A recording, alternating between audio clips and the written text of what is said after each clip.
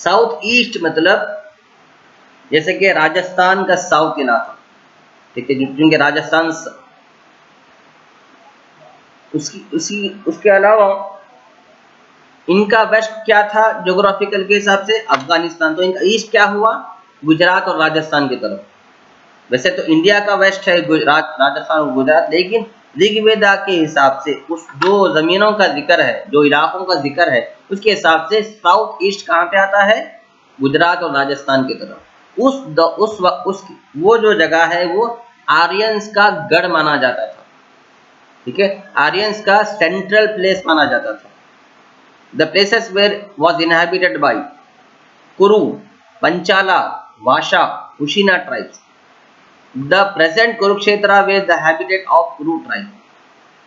आज जो कुरुक्षेत्र लोग खानदान के लोग हैं, ये वही लोग हैं जो हजारों साल पहले कुरु खानदान से ताल्लुक रखते हैं। कुरु खानदान, पंचाला खानदान और वाशु खानदान और उशीना खानदान कबीले, ठीक है, ये नाम के कबीले यहाँ पर बसते थे। Kosala and Videha tribes were present at the east end of Aryan settlement, ठीक है। That means they were living in the north east of present Uttar Pradesh and the north Bihar tribes were the major controlling of the political system, ठीक है। उत्तर प्रदेश का जो north east है, north east यानी जहां पर नेपाल का बॉर्डर लगता है, ठीक है, और साउथ ईस्ट अगर आप देखेंगे तो जहां पर बिहार है, ठीक है, यहाँ पर आर्यंस रहते थे। आर्यंस का यहाँ पर आज जो उत्तर प्रदेश का नॉर्थ हिस्सा है और जहाँ पर बिहार है, उस वक्त आर्यंस का ये रहने बसने का बहुत बड़ा इलाका समझा जाता था। During Atharva Veda period angas way living in the east Bihar and Magadh tribe in central Bihar south of the river Ganga. ये जो अंगास और मगध है, ये आर्यंस खानदान के कबीले के लोग हैं, ठीक है। अथर्वा वेदा के हिसाब से अंगास खानदान के लोग ईस्ट बिहार में, आज जो ईस्ट बिहार है वहां पे बसते थे, और आज जो सेंट्रल बिहार है वहां पर मगधा खानदान कबीले के लोग रहते बसते थे south of the river Ganga. These tribes were considered as enemies by the Sikhs. The Pundras who were to the far east and Andhras of the south were called as untouchables, ठीक है।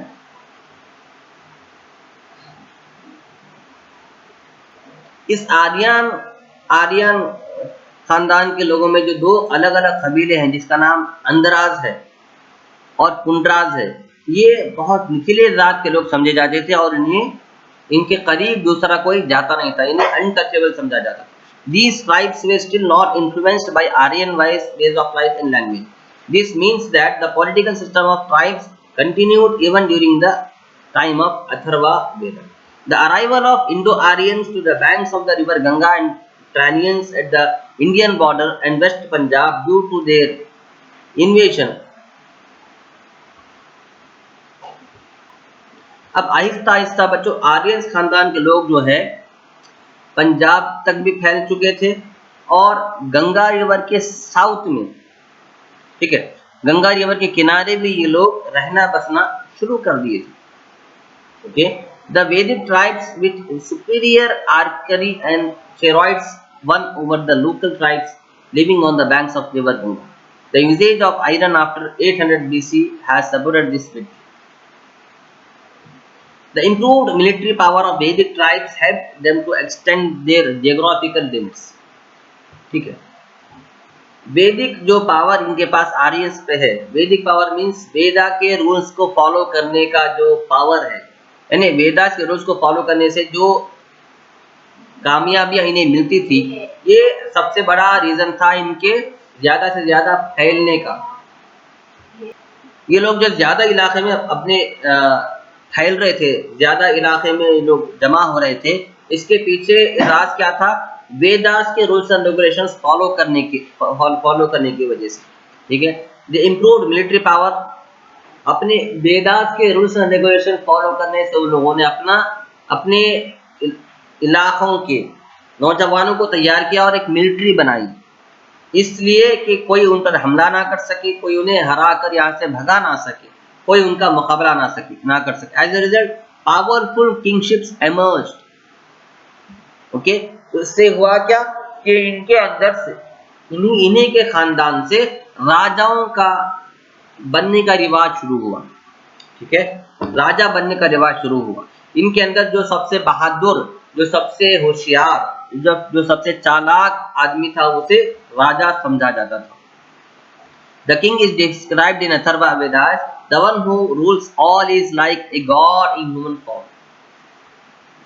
ओके, अथर्वा वेदा के हिसाब से एक बादशाह वो होता था जो भगवान की तरह सब पर हुकूमत करता था। As the accumulation of wealth and power increased, the representative of the god, more references to sacrifices, taxes and gifts occur at this stage. Many complex and wealth indicating rituals grew around the king. ठीक है, अब बादशाह के अतराफ बादशाह को खुश करने के लिए लोग जानवरों की बलि भी देते, उसे तोहफे तहाइफ भी देते, क्योंकि बादशाह अगर खुश होगा तो वो बदले में दौलत देगा। दौलत क्या थी? जमीनात थे, घोड़े थे, ये दौलत समझी जाती थी। Many a coronation ceremony to mark the ascendance to the throne by the king called Raja Soya came into existence. Coronation means ताजपोशी। आज भी जो है अगर कोई मिनिस्टर बन गया तो क्या करता है, पहले ओथ लेता है, मैं शपथ लेता हूँ कि मैं हिंदुस्तान के भारत के संविधान पर चलूंगा। इसी तरह तो ये एक कोरोनेशन सेरेमनी है। इसी तरह उस दौर में हजारों साल पहले अगर किसी को बादशाह बनाना होता तो उसे ऊंची कुर्सी पे बिठाया जाता था, एक बहुत बड़ा उसे ताज पहनाया जाता था, बहुत बड़ी पगड़ी पहनाई जाती थी, तो इसे कोरोनेशन सेरेमनी कहते हैं। इसकी शुरुआत भी आर्यंस खानदान से हुई। As a symbol of kings power, Ashwamedha योगा गेन्ड इंपॉर्टेंस। अब आते हैं मजहब की तरफ। The religious beliefs and rituals of Rigveda continued along with changes and additions during the post Rigveda period. तो ऋग्वेदा में जो भी मजहबी चीजें थे, मजहबी मालूमात, मजहबी नजरिया जो भी थी ऋग्वेदा में, वही ऋग्वेदा के दौर के बाद भी वही चीजें, वही काम जो है, वही पूजा पाठ वह जो है कंटिन्यू की गई। Rudra and Vishnu had gain importance during post Rigveda period. Rudra और विष्णु ये दो बड़े बड़े भगवानों के नाम हैं, इन्हें बहुत अहमियत इंपॉर्टेंस दी जाती थी। ठीक है, ऋग्वेदा के दौर के बाद ये भगवानों को बहुत इंपॉर्टेंस दी जाती थी, बहुत अहमियत दी जाती थी। आर्यन खानदान के लोग ये समझते थे कि दुनिया में जितने भी अच्छे कर्म हो रहे हैं ये सिर्फ और सिर्फ भगवान के सामने बलि चढ़ाने की वजह से हो रहे हैं। तो रुद्रा और विष्णु को बहुत बड़े भगवान समझते थे और उनकी बहुत बड़ी बड़ी पूजाएं करते थे। ओके, और आज भी जो पुराना से उपनिषद है उसमें इस बात का जिक्र है। ठीक है, in Upanishad new concept like karma and rebirth of the soul were created. Upanishad में एक नया कॉन्सेप्ट भी है, यानी मरने के बाद फिर और एक मर्तबा पैदा होने का, यानी पुनर्जन्म का भी जिक्र है। ठीक है, this added the place of a person in the caste system. ये जो पुनर्जन्म का कॉन्सेप्ट है लोगों, यही वजह से जो है कास्ट सिस्टम का शुरुआत हुई, जात पात की शुरुआत हुई, यानी ऊंची जात निचली जात किस बुनियाद पे शुरू हुई? ये पुनर्जन्म के पर यकीन रखने की वजह से। ठीक है, और लोगों की इज्जत और तकरीम उस वजह से होती है कि वो किस खानदान में पैदा हुआ, इस बुनियाद पर लोगों की इज्जत और ताज़ीम की जाती थी। This became the most important philosophical base for the continuation of caste system in this institutionalised form. ये इंसान का किस कबीले में पैदा होना ये तय करता था कि वो किस जात का है, किस इज्जत का हकदार है, किस मुकाम का हकदार है।